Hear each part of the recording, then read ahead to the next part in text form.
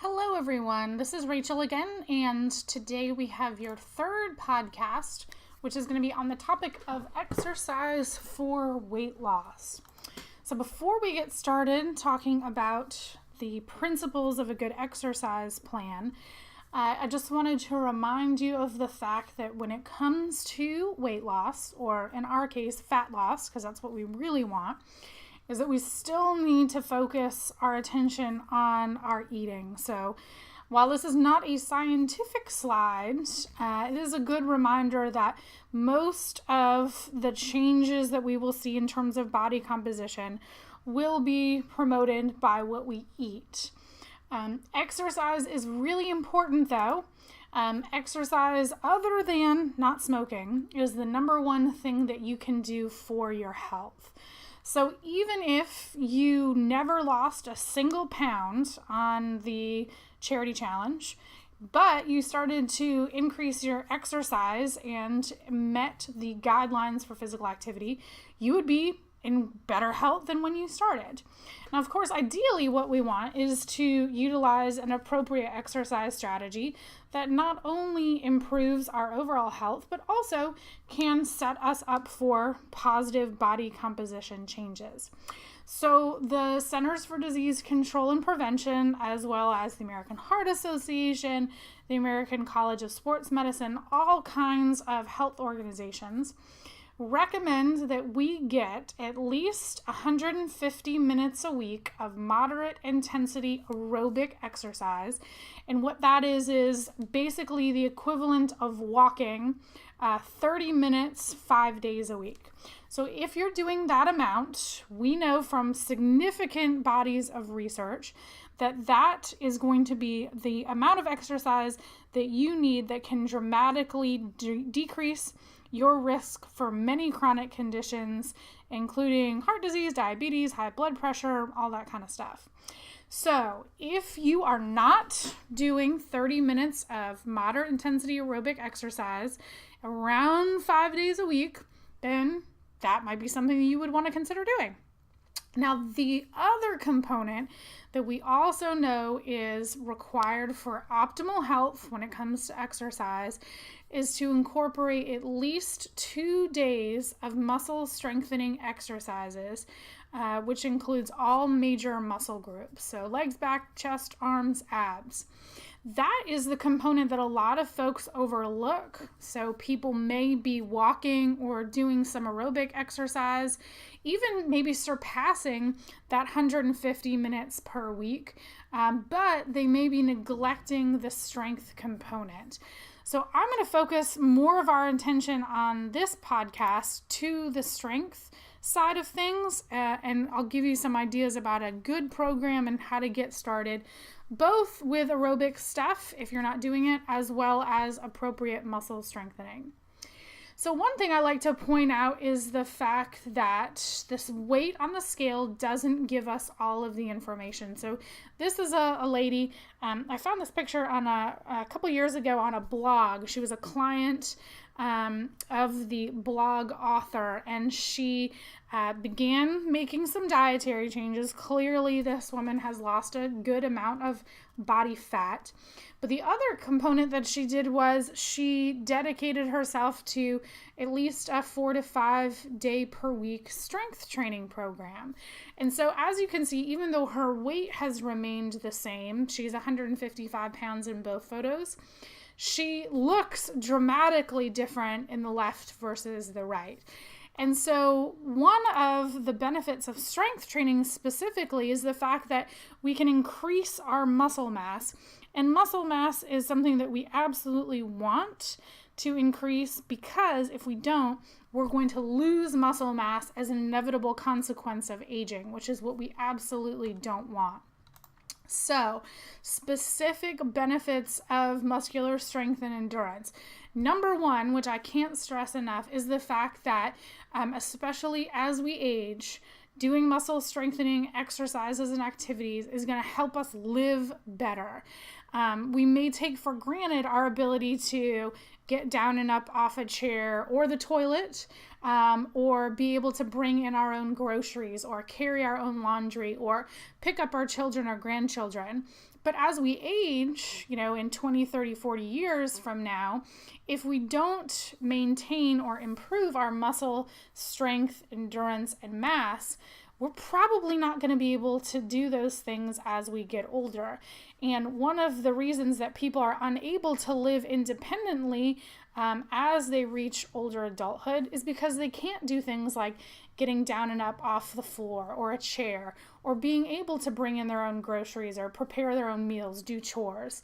So doing strength exercises now is a great way to increase the chances that you're able to live a healthy, independent, older adulthood. So please keep that in mind. In the same vein, you'll notice a lot of these have to do with making sure that we age well. So any kind of exercise that strengthens our muscles also has the added benefit of strengthening our bones, so it can help prevent against osteoporosis. In the same vein, doing muscle strengthening exercises helps improve our balance as well and our ability to navigate around obstacles and prevent falls, which when we get older, again, we want to try to avoid falls because breaking bones or getting fractures, especially in the hip and the spine, can really decrease our quality of life as we're older. Having more muscle is excellent because that increases our blood glucose sensitivity. So whether or not you're a diabetic, we want to have increased glucose sensitivity. So having more muscle and doing exercises that strengthen the muscles will accomplish that. For our purposes, increasing metabolism is great when we talk about a weight loss program. The more muscle that we can build, the more calories we burn, even when doing absolutely nothing. So muscle is far more metabolically active than is fat. So if you can add more muscle and strengthen the muscles that you do have, you're going to burn more calories even when you're not exercising, which is exactly what we want when we're trying to make some changes and lose weight. Emotional benefits, picking up heavy stuff and moving it around and lifting is a great way to reduce stress and give you a sense of accomplishment. So if you ever think, man, I've had a tough day, hitting the gym and lifting some weights is a great way to relieve stress. Sometimes we think that if we have arthritis or back pain, especially chronic pain, that maybe what we need to do is reduce our activity. But we know from a lot of research that when it comes to chronic back pain or arthritis, that if we can strengthen our muscles and target areas for strengthening, then we will actually reduce some of the symptoms that we exhibit. Strengthening things like hamstrings and quads and core, especially for back, can reduce some of the symptoms that you may have as long as you're training in an appropriate way and engaging in exercises that are appropriate based on your conditions. You may never have 100% reduction in symptoms for back pain or arthritis if you have those, but you can expect to have some relief of symptoms. And then, of course, from our slide before with our 155-pound lady, definitely improves body composition. Even if you don't lose a heck of a lot of fat, but you increase your muscle, then your body composition visually will look very different. And as we said, will increase your metabolism and has all of those other great benefits that we just mentioned. Now, how do we create an appropriate and effective muscle strengthening program? So what we know we need to do is to do at least 2 days per week. So that doesn't necessarily mean if you do some bicep curls and push-ups every single day or twice a week, that you're meeting the recommendations for good health. So back to our original statement about the health benefits, we know that we need to do exercises that focus on all major muscle groups. So we need to do some exercises for our legs, for our back, for our chest, for our upper body, and as well as for our abdomen, so that core area. So we want to make sure we're getting in a variety of different exercises and hitting those at least twice per week. activities. Here's the one that people often miss. So I know a lot of folks, especially ladies, nothing against the ladies, who think that they're engaging in an effective strength training program, but the problem is that they're using weights or resistance that is not hard enough to promote muscle strengthening. So the key here is that when you do resistance training, we'll talk about some ways you can do that, it needs to be challenging. So we want to think about the ability to do reps. So a rep is one complete movement of an exercise. So for example, if you were thinking about a push-up, a rep of a push-up would be starting in the up phase, lowering down, and then coming back up, and that would be one rep. So we need to make the resistance training that we do hard enough to promote actual strength gains and muscle mass increases. So how do we do that? First, we want to choose a weight or a resistance that we can do for 8 to 12 reps per set.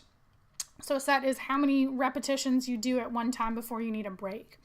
So for that purpose, when we think about it, you want to choose a weight. So if we think about doing something like a bicep curl with a dumbbell, if you choose a weight that is too light, then you're not really going to be getting any muscular strength or muscle mass increases. So if you choose a weight, say you choose 5 pounds, and you curl that weight 15 or 20 times, that's probably going to be too light for our purposes.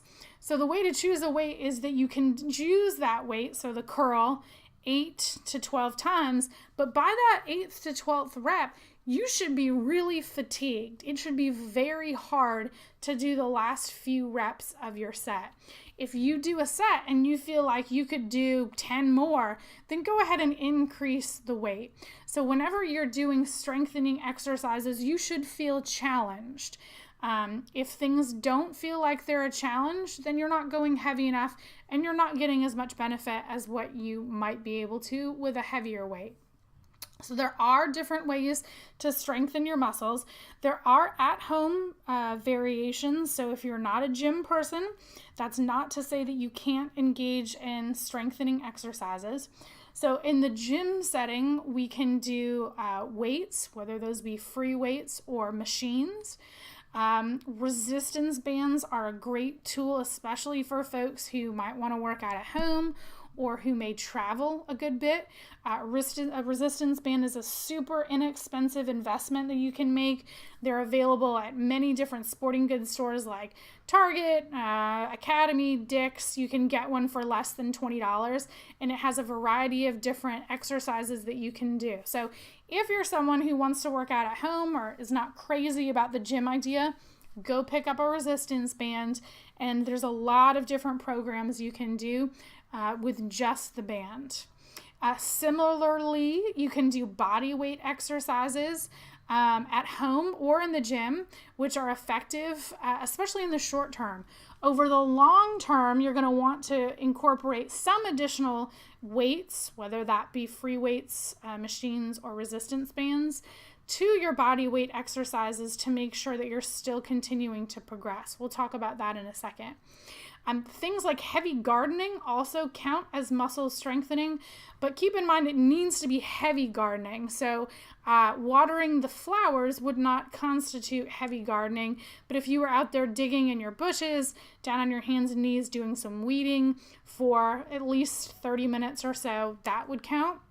As well as yoga. A lot of the static hold positions that are used in yoga are going to be strengthening. And so incorporating some yoga might be a good way to do some strengthening, as well as increase things like mobility, flexibility, and balance. So just like when it comes to eating, the best way to tackle an effective exercise program is to make a plan. So the FIT principles are the foundation of exercise science. And I've put here muscle strengthening, but I'll also talk about them in terms of aerobic training as well.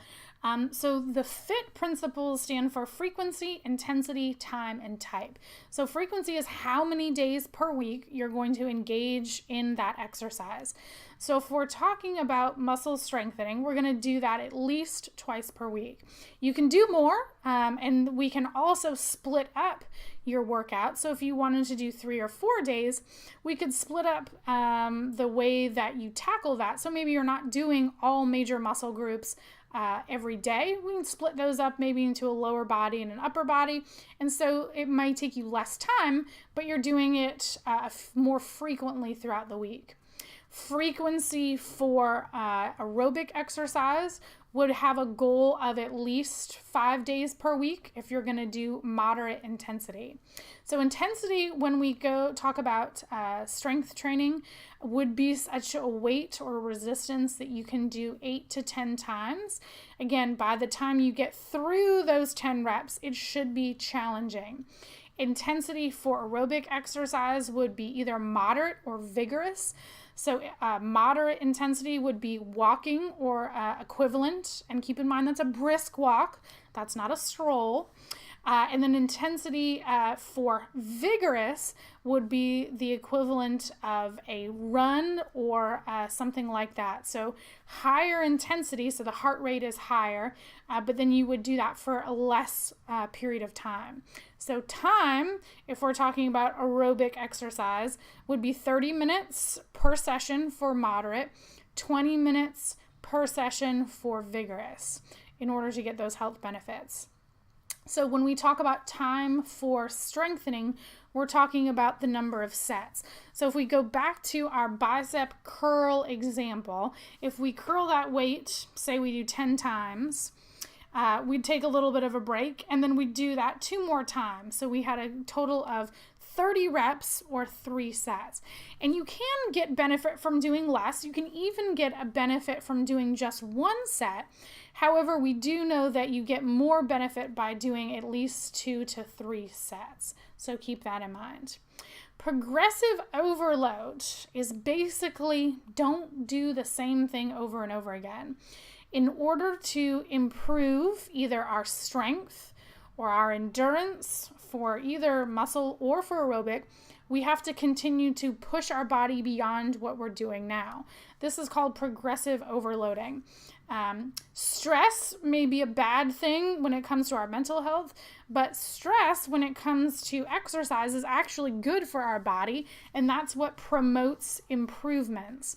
So if we take our bicep curl example, say during the first week, I can do 8 reps lifting 10 pounds for my dumbbell. Well, over the next 3 weeks or so, I can now lift 12 repetitions of that 10-pound dumbbell. So maybe 2 weeks or 3 weeks after that, so 6 weeks into my training, what I want to do is move from a 10-pound to a 15-pound. And so then that'll help me to continue to improve and get stronger. If over the course of several weeks or months, I continue to just lift that 10-pound dumbbell 8 to 10 times, I'm going to maintain the strength that I have, which is good. But if I want to get better, then I want to continue to challenge myself with weights that are heavier and or by doing more repetitions of that exercise. So this is a great way to make sure that you're making progress instead of just staying the same. Again, we mentioned different types of exercise that you can do for muscle strengthening. For our aerobic exercise, you can do really anything that gets your heart rate up. Running, walking, Zumba, swimming, cycling, dancing, whatever it is that you enjoy that gets your heart rate up and you can sustain for 20 to 30 minutes. So one of the most common things that I see for folks who work out is the fact that they're insane. The definition of insanity is doing the same thing over and over again and expecting different results. So if you do the same exercise program day after day, week after week, year after year, what's going to happen is you're going to have the same results. Or probably if you're doing it for a very long time, you're going to see worse results because we're doing the same thing, but we're getting older. So what we don't want to do is do the exact same thing over and over. And of course that goes for diet too. If you do the same thing over and over again, but you're not getting any different results, it's time to do something different. So the key is to change up your exercise program. Probably a good rule of thumb would be every 6 to 8 weeks. So maybe doing different types of exercise, doing different intensities, different frequencies. So taking those fit principles and manipulating those over time so that you're not just doing the exact same thing over and over again. Please do know that I am available to help you create an effective and appropriate exercise program that meets your current needs, and we can continue to update that program over time so that you're not just doing the same thing over and over again. But again, planning is the key to being successful when it comes to exercise. Going in and just kind of doing some random workout is certainly better than not doing a workout at all, but you're not using your time as effectively as you could if you had a good program. I think sometimes when people get frustrated because they're not getting faster or stronger or fitter, they get frustrated because they do go to the gym or they do walk or they do run, but they're not maximizing their time because they don't have a good plan. So you wouldn't just get in your car and start off on a trip without knowing where you were going. So I encourage you to create a plan or talk to me and we can create a plan that's going to work for you. So here's a good outline.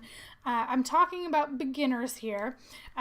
If you are not somebody who is meeting the guidelines for good health, so that means 150 minutes of aerobic exercise and 2 days of muscle strengthening, that's not to say that you have to start at that level on day one. In fact, I would say don't do that. One of the best ways to get injured or to hate exercise and to burn out is to try to do too much in the beginning. We don't want that. We don't want you injured. We don't want you to hate exercise. So what I would suggest is to pick a goal that is appropriate for you to get started. I would suggest choosing 2 or 3 days at most as your goal to begin with. So if you wanted to go to the gym, here on the left-hand side is a gym-based program. I picked 3 days. 20 minutes would be a walk, and then 20 minutes would be a strength circuit. And the circuit would incorporate exercises for all major muscle groups, and as you can see, wouldn't have to take very long. Wednesday, you could do a 30-minute brisk walk with no strength, and then Friday, back to the 20-minute walk and 20-minute strength circuit.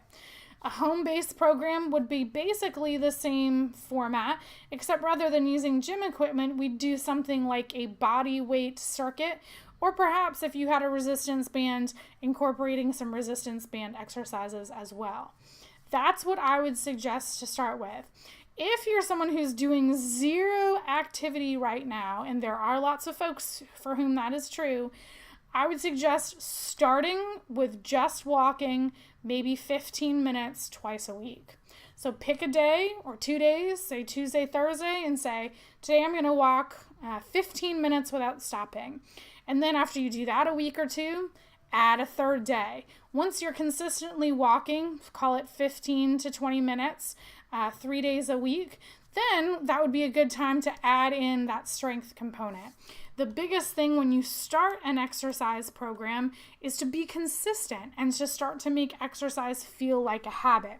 Don't try to do too much too soon, either in terms of days of the week or too many different types of exercise. So start simple and then build from there. Doing any exercise is better than doing zero exercise. And if you're someone who's not meeting the guidelines, even if it takes you 6 months or more to reach a point where you're doing maybe 5 days a week, that is, however long it takes you, is absolutely no problem. And for some people, even if you only ever work up to doing 3 days a week, that's still so much better than doing 0 days per week. And again, please talk to me if you want some guidance in setting up a program and planning it out. My number one suggestion when it comes to getting yourself in gear or developing some consistency when it comes to exercise is to go ahead and put it on your calendar. Whether you do it in the morning, in the afternoon, after work, put it on your calendar just like you would if you had a meeting for work or a commitment with your family. So that way you already planned out that time and you can prepare by getting your clothes together, making sure you have your shoes, making arrangements if you need to be out of the office or have someone, pick up a child if you have childcare needs. So go ahead and plan it all out so that all you have to do is take action at the particular time and place. So as well as me and your friends in wellness as a resource, there's also thousands of internet sites that can help you, especially when it comes to strength training. Of course, there are thousands of websites that are probably not very good and not offering sound or scientific plans or recommendations, but there are a lot of free sites out there that offer good beginner programs, including at-home programs for folks who want to incorporate some strength training. If you're looking for strength programs for a beginner, bodybuilding.com, I know, which can sound like, hey, I don't want to be a bodybuilder, but they have beginner programs available for free on their website. And so that is a great place to start, and they are a reputable source. Same thing with a place called Internet Prescription. It's EXRX. They also have a variety of free programs for a variety of different levels, including beginners. So you can go there and click on different programs. Some sites that offer a focus on at home would be Spark People and Fitness Blender. The nice thing about these sites is that they offer videos. So if you were at home and you wanted to do a workout, you could click on one of these sites. They have at least several dozen different videos. And you could just pop one of those on and do the workout along with the instructors. And you can choose ones that last 10 minutes or 30 minutes. And they have a great different levels in terms of intensity and modifications. So those are really great resources. And you wouldn't even have to put much thought into it. You could just follow along with either what the programs had written in the case of the strength, or follow along with the online instructor in the case of the at-home focus. So definitely check those out. There's a lot of free resources that don't involve having to pay for a trainer or a boot camp or even a gym membership. So check those out. So now you're ready to take action. If you're not meeting the guidelines, so if you're not doing 5 days a week of aerobic stuff and 2 days a week of strength, pick a goal that's reasonable and get started. 2 to 3 days. Maybe you're somebody who's doing cardio but not enough strength. Come up with a plan. How many, can you start with 1 day a week for strength? Do you know what you're doing? Do you need some help? Give me a call. Let me know. Don't be insane. If you're somebody who's been doing the same thing over and over again, it's time to switch it up a little bit. Go online, find a different program, use some of those videos for ideas, switch up how long you exercise or the types of exercise that you're doing. Choose a different kind of fitness class. We have more than 25 fitness classes here at the University Center each week. If you want a little variety, check out our schedule. Come do something that you've never done before. Maybe that's a strength class or a yoga class or a Zumba. We even have self-defense. So do something different, and that'll help you stay not only moving forward towards your fitness goals, but also can make it a lot more fun. So that is your task moving forward. Create your action plan for exercise. Or if you already have a plan, maybe it's time to update your plan. And again, if I can do anything and provide feedback or give you a plan, help you create one, just let me know. Thanks so much.